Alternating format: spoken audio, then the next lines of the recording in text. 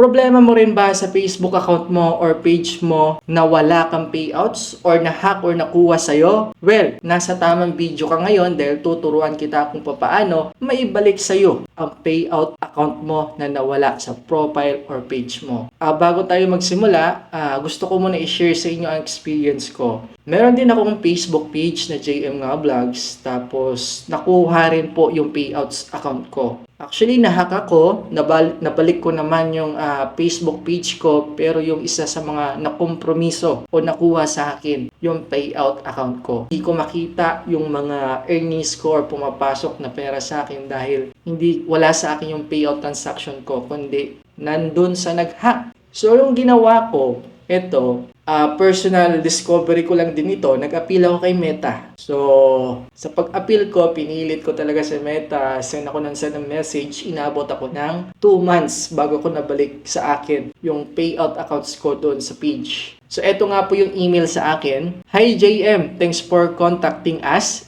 It look like your account was previously compromised. During this time, we post payouts to protect your account. So, ito yung una na message or reply sa akin ni Meta nung nag-appeal ako. Actually, hindi ito bot o AI yung nagre-reply. Dahil may nakalagay sa baba, thanks, Oliver. Si Oliver yung nag-asikaso dun sa appeal ko. So, etong email na to, ang ginawa niya is pinost niya yung payouts ko doon sa payout ID ko o account ko na hindi ko hawak. So, ibig sabihin, if magsasahod ngayon, sahuran na, hindi yun papasok o hindi magkukontinue yung payout doon sa bangko na nilagay doon sa payout account dahil pinost ni Meta. So from there na post na, matitigil yung nung payout, yung pag-send ng money doon sa PayPal mo or sa bank account. Pagkatapos nun, nireplyan ko etong email na to, ito na yung sagot niya. Hi JM, thanks for contacting us. Our priority is to keep your personal and financial information secure. I can confirm that you now have the full control of your account and I have released the hold on payouts for your account. Your payout is scheduled for the next payout cycle. So, yun.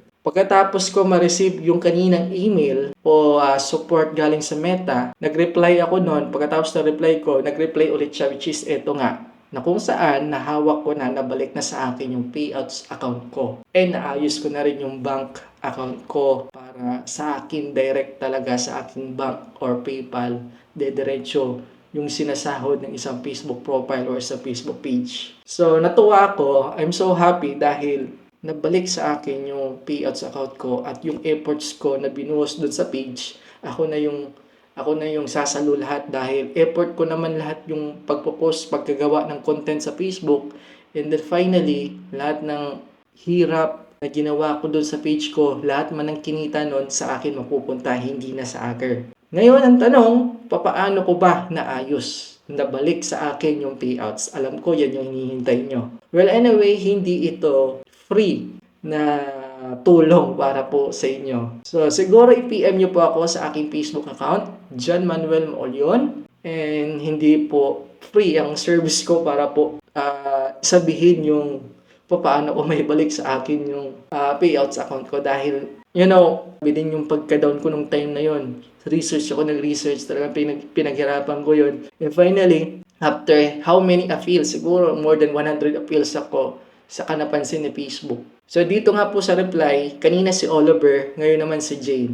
So, maraming salamat sa mga Meta support team o specialist dahil tinulungan niyo ako may balik sa akin yung payout account ko na nawala sa akin. So, yun nga guys, kung gusto niyo po matuto or maibalik sa inyo yung payout account nyo sa Facebook page nyo or Facebook profile, i-message nyo pa ako, JM Nga Vlogs, at tutulungan ko po kayo. So, this is not free na service. Siyempre, paid service po ito para po may balik sa inyo yung payout account nyo na nawala sa page nyo man or profile. So, yun. So, yung terms ko is hindi kayo magbabayad sa akin kung hindi pa nabalik yung payout account na nawala sa iyo. Saka pa lang kayo magbabayad sa akin pag naayos ko na. So, hindi naman ako hacker. Magtiwala lang kayo sa akin kasi alam ko rin yung nararamdaman nyo Ngayon na nawalan kayo ng payouts, ganun din po yung nararamdaman ko. Dati nung nawalan. Ngayon na bumalik na yung payouts ko, masaya na ako, parang nabuhayan ulit ako. So, alam niyo naman guys, syempre, pinaghirapan ko rin kung paano ko ma-appeal, maibalik sa akin yung payouts account ko. So, gusto ko rin i-share sa inyo, pero with charge na lang sana. So, ito po yung legit, hindi po ito kalokohan, hindi po ito scam, kundi totoo po ito. Ito po yung page ko, JM Nga Vlogs. Yan. So, nabawi ko na yung payouts account ko dun sa page na yan, JM Nga Vlogs. And yung lahat ng sinasahod niya, nasa akin na. So, kung gusto niyo ng tulong, message niyo po ako sa aking Facebook account, John Manuel Molyon, and usap tayo. Yan lang. Peace.